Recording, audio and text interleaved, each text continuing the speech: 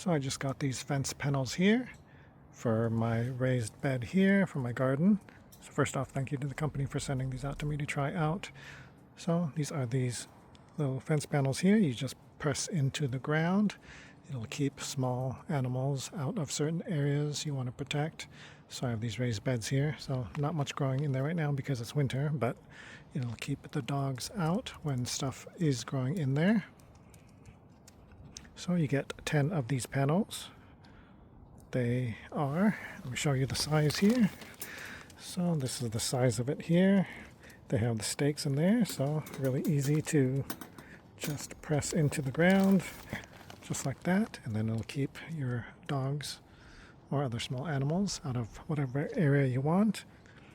Again, you get 10 of those. It does come with some of these clips and zip ties, so you can hook them together if you want to, connect them, or you can just leave them separate like that, so that's plenty space to keep them out.